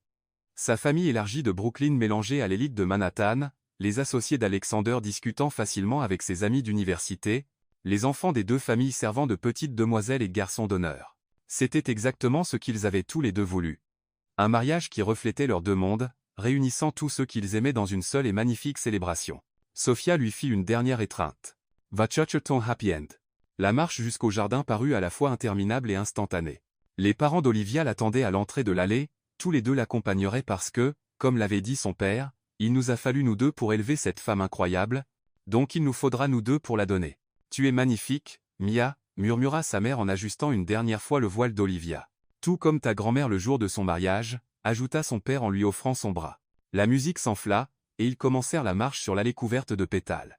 Olivia était vaguement consciente des invités qui se tournaient pour regarder, du photographe capturant chaque instant, du vidéaste documentant ce qui deviendrait sûrement un héritage familial précieux, mais tout cela s'estompa quand elle vit Alexander qui l'attendait à l'hôtel.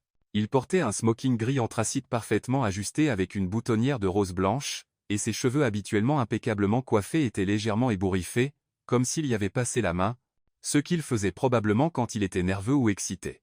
Ses yeux gris acier étaient fixés sur elle avec une intensité qui la faisait se sentir comme s'ils étaient les 2 seules personnes au monde. À côté de lui se tenait son témoin, son associé et ami de longue date Marcus Reed, ainsi que les garçons d'honneur qui incluaient Ethan qui était devenu l'un des amis les plus proches d'Alexander après avoir lié sur leur nature compétitive et plusieurs de ses camarades de Harvard. Mais Olivia n'avait d'yeux que pour Alexander. En s'approchant, elle vit que ses yeux brillaient de larmes contenues, et elle sentit ses propres émotions menacées de la submerger.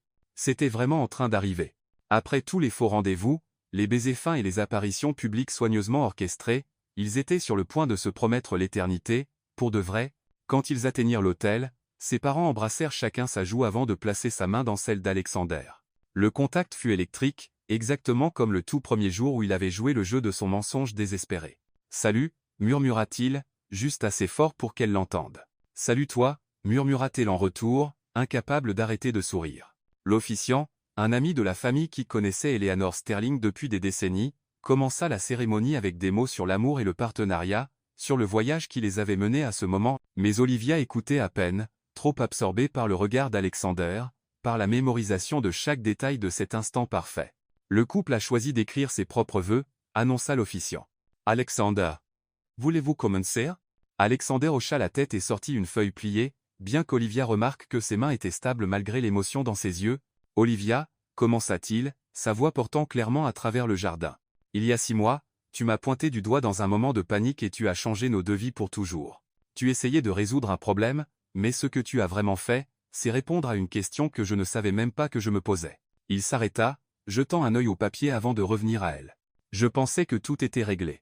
Je pensais que le succès signifiait construire des murs assez hauts pour me protéger d'être blessé, travailler assez dur pour prouver que j'étais digne du nom de ma famille, et garder tout le monde à distance pour qu'il ne puisse pas me décevoir. Plusieurs invités firent de petits sons de reconnaissance. C'était l'Alexander qu'ils connaissaient tous, ou pensaient connaître. Puis tu es arrivé et tu m'as dit que ma campagne marketing était nulle. Des rires ondulèrent dans la foule. Tu as défié tout ce que je pensais savoir sur moi-même, sur ce que je voulais, sur ce qui comptait vraiment. Tu te fichais de mon argent ou de mon titre ou de ma vie parfaitement contrôlée. Tu te souciais de savoir si j'étais gentil avec les serveurs, si j'écoutais quand tu parlais, si je pouvais suivre ton esprit brillant et ton cœur généreux. Olivia sentit les larmes commencer à couler sur ses joues, et elle s'en fichait si elle ruinait son maquillage. Tu m'as appris que l'amour ne consiste pas à trouver quelqu'un de parfait. Il s'agit de trouver quelqu'un de parfait pour toi. Quelqu'un qui te donne envie d'être meilleur, plus courageux, plus honnête. Quelqu'un qui voit tous tes défauts et choisit de t'aimer quand même. Quelqu'un qui te donne l'impression d'être à la maison. Il plia le papier et prit ses mains. Alors aujourd'hui je te promets de t'aimer, pas seulement pour qui tu es, mais pour qui tu m'aides à devenir. Je promets d'écouter tes idées, même quand elles impliquent de me dire que j'ai tort. Je promets de soutenir tes rêves, de célébrer tes victoires, et de te rappeler à quel point tu es incroyable chaque fois que tu l'oublieras. Je promets d'être ton partenaire en tout, en affaires, en aventure, dans les moments calmes et les chaotiques. Sa voix devint plus forte, plus assurée. Je promets de protéger ce que nous avons construit ensemble, de ne jamais le tenir pour acquis, et de te choisir chaque jour pour le reste de notre vie. Tu as été ma fausse fiancée pendant exactement 6 semaines, mais tu seras ma vraie femme pour toujours. Quand il eut fini, il n'y avait pas un œil sec parmi l'assistance. Olivia pleurait ouvertement, et elle pouvait voir Eleanor Sterling tamponner ses yeux avec un mouchoir en dentelle au premier rang. Olivia, dit doucement l'officiant. Vos veus. Elle prit une inspiration tremblante et sortit son propre papier, bien qu'elle se retrouve, comme Alexander, à le regarder lui plutôt que de lire. Alexander, commença-t-elle. Quand je t'ai pointé du doigt ce jour-là, j'essayais de me sauver d'une conversation gênante avec ma tante sur ma vie amoureuse inexistante. Je n'avais aucune idée que je pointais en réalité vers mon avenir. Elle s'arrêta, rassemblant ses pensées. J'ai passé toute ma vie à être pragmatique, à faire des choix sûrs, à suivre des plans raisonnables, à ne jamais prendre de risques qui pourraient mener au chagrin. Je pensais que l'amour était censé être confortable, prévisible et facile à comprendre. Je pensais que la bonne personne s'intégrait parfaitement dans ma vie existante sans rien changer. Alexander sourit, comprenant exactement ce qu'elle voulait dire. Tu n'étais rien de tout ça. Tu étais exigeant, compliqué et complètement écrasant. Tu m'as fait remettre en question tout ce que je pensais vouloir, tout ce que je pensais être capable de faire. Tu m'as poussé à rêver plus grand, à travailler plus dur, et à croire en moi d'une façon que je n'avais jamais eue auparavant. Elle regarda leurs invités, sa famille rayonnant de fierté, sa grand-mère hochant la tête avec approbation, des amis des 2 mondes regardant avec une attention captivée, mais plus que ça, tu m'as vu. Pas la version de moi que je pensais devoir être, mais la vraie moi. Celle qui se dispute avec les PDG, pleure devant les publicités, et brûle le dîner plus souvent qu'à son tour. Celle qui rêve trop grand, s'inquiète trop, et aime trop fort. Tu as vu tout ça. Et tu as décidé que ça valait la peine de se battre pour ça. Sa voix devint plus forte, plus certaine.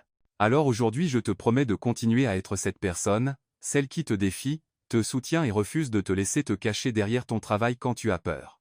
Je te promets d'être ta partenaire pour construire quelque chose de plus grand que ce que l'un de nous aurait pu créer seul. Je te promets de t'aimer quand tu es confiant et quand tu es vulnérable, quand tu réussis et quand tu luttes, quand tu es parfaitement mis et quand tu t'écroules complètement.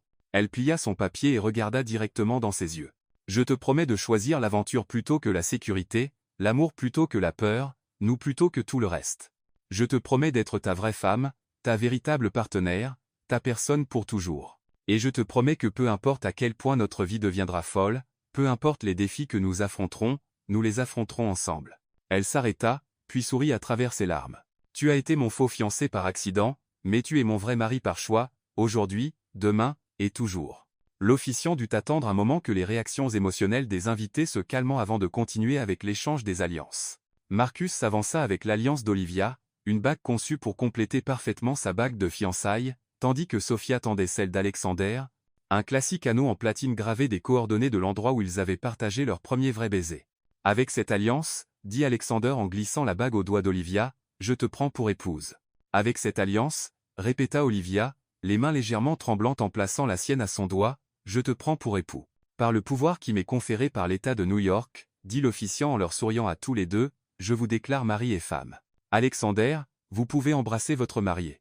Le baiser fut doux, tendre et parfait, rien comme la passion désespérée de leur premier vrai baiser dans son bureau, mais exactement ce qu'il fallait pour cet instant. C'était une promesse, une célébration, un commencement. La foule explosa en acclamations et applaudissements tandis qu'ils se tournaient vers leurs invités en tant que mari et femme. Des pétales de rose tombèrent comme de la neige tandis que le quatuor à cordes entamait le canon de Pachelbel, et Olivia sentit que son cœur pourrait exploser de pur bonheur. En redescendant l'allée ensemble, Olivia aperçut leurs proches en liesse. Ses parents pleurant de joie, la grand-mère d'Alexander leur envoyant des baisers, Ethan et Marcus se tapant dans la main, Lorraine et ses autres collègues applaudissant bruyamment. Mais surtout, elle était consciente de la main d'Alexander dans la sienne, solide, chaude et réelle. Ils avaient commencé comme des inconnus réunis par un mensonge désespéré, étaient devenus de faux fiancés par nécessité mutuelle, et avaient fini ici, mariés, vraiment et complètement amoureux, prêts à construire une vraie vie ensemble. L'heure du cocktail fut un tourbillon de félicitations, de photos et de chaos joyeux. Les joues d'Olivia lui faisaient mal à force de sourire, mais elle ne semblait pas pouvoir s'arrêter. Toutes les quelques minutes, Alexander apparaissait à ses côtés, volant un baiser rapide ou murmurant quelque chose qui la faisait rire avant d'être entraîné par un autre bienfaiteur. Madame Sterling, dit-il lors d'un de ces moments, le nom roulant sur sa langue comme s'il l'avait répété, j'aime bien le son de ça, admit-elle, bien qu'elle ait décidé de garder professionnellement Harper Sterling, moi aussi. Danse avec moi. La réception se tenait sous une immense tente transformée en quelque chose de magique. Des milliers de guirlandes lumineuses pendaient du plafond comme des étoiles, tandis que des tables rondes habillées de linge ivoire et d'accents dorés entouraient une piste de danse polie. Les centres de table étaient des compositions basses de roses blanches et de pivoine mélangées à du feuillage et des touches dorées. Quand l'orchestre entama The Way You Look Tonight, leur chanson, celle sur laquelle ils avaient dansé au tout premier gala de charité, Alexander guida Olivia sur la piste pour leur première danse en tant que mari et femme. Pas de pression cette fois, dit-elle tandis qu'ils commençaient à se mouvoir ensemble, sa robe tourbillonnant autour d'eux. Rien de faux cette fois, acquiesça-t-il en la serrant plus près. Juste nous. Ils dansèrent en silence confortable quelques instants, tous deux perdus dans la réalité surréaliste d'être réellement mariés. Autour d'eux, leurs invités regardaient avec un plaisir évident, téléphone et appareil photo capturant l'instant sous tous les angles. Des regrets ? Demanda doucement Alexander. De t'avoir épousé ? Jamais. À propos des fausses fiançailles ? Si nous ne l'avions pas fait, nous aurions être fini par nous trouver quand même, réfléchit Olivia. Être, mais je ne pense pas. Tu étais mon patron exigeant. J'étais ton employé qui se disputait avec toi. Sans les fausses fiançailles qui nous ont forcés à passer du temps ensemble, à vraiment nous voir, je pense que nous serions restés coincés dans ces rôles pour toujours. Donc pas de regret d'avoir accidentellement accepté de m'épouser devant toute l'entreprise ? La meilleure erreur que j'ai jamais faite. La chanson se termina et leurs invités applaudirent avant que l'orchestre ne passe à quelque chose de plus rythmé. Bientôt la piste fut remplie de familles et d'amis célébrant, riant et créant des souvenirs qui dureraient toute une vie. Olivia se retrouva entraînée dans des danses avec son père, Ethan, Marcus, et même Eleanor Sterling, qui, malgré ses 80 ans, avait meilleur rythme que la plupart des gens de moitié son âge.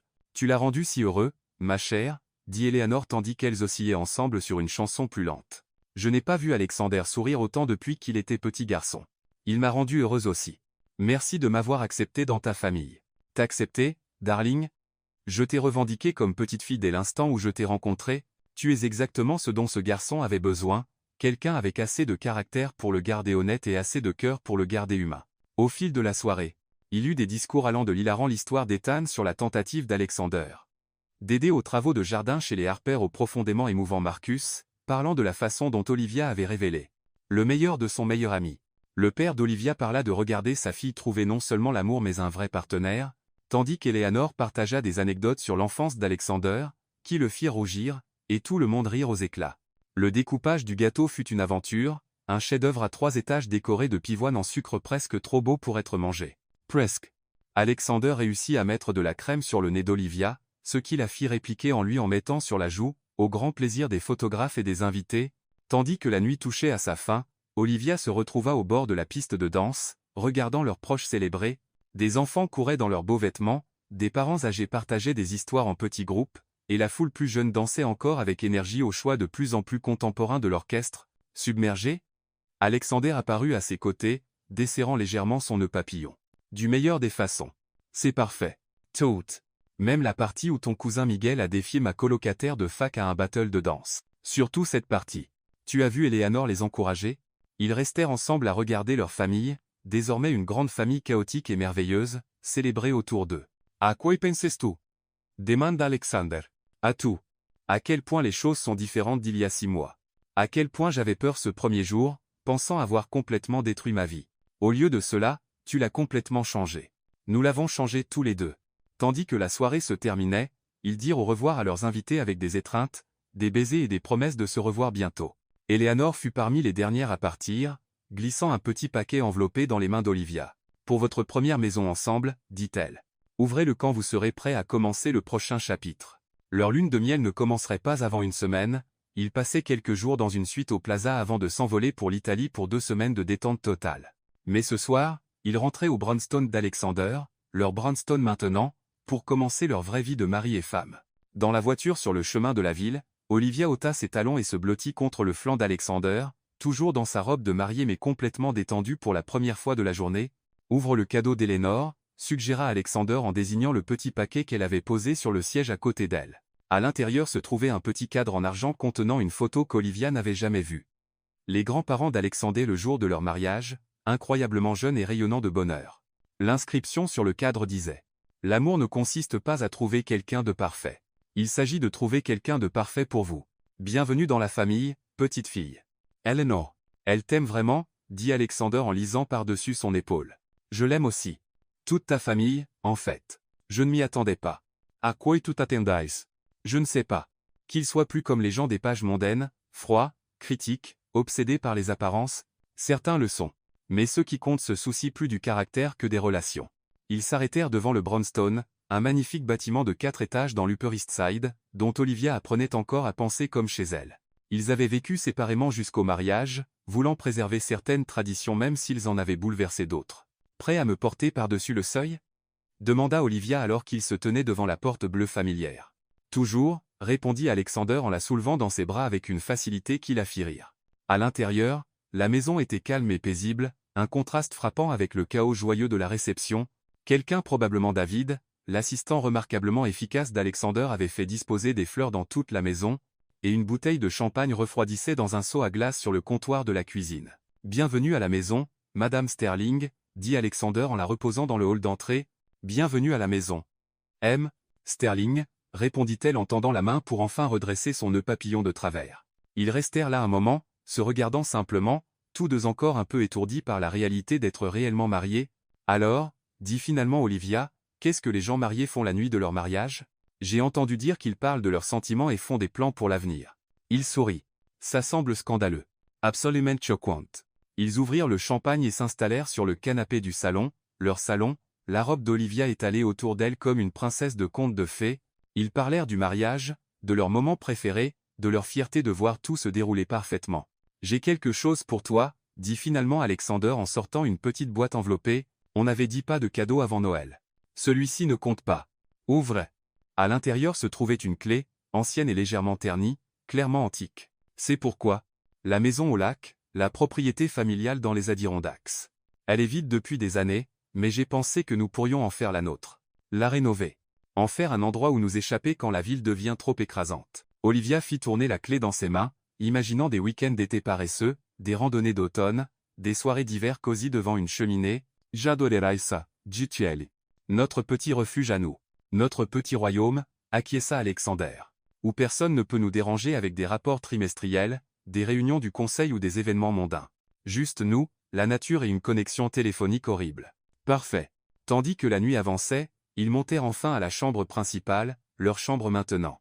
Olivia avait déménagé la plupart de ses affaires au cours des dernières semaines, mais cela restait surréaliste de voir ses livres sur la table de nuit à côté de ceux d'Alexander, ses photos mélangées aux siennes sur la commode, sa robe de chambre pendue à côté de la sienne dans le dressing. « Je n'arrive pas à croire que nous soyons vraiment mariés, » dit-elle tandis qu'Alexander l'aidait à sortir de sa robe de mariée, un processus qui nécessitait patience et plusieurs épingles à cheveux pour la libérer de la robe vintage d'Eleanor. « Je n'arrive pas à croire que nous ayons failli ne pas l'être.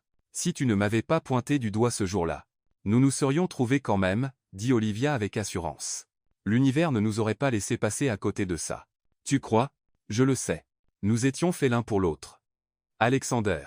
Tout, les fausses fiançailles, les vrais sentiments, le mariage, cette vie que nous construisons ensemble, ça devait arriver.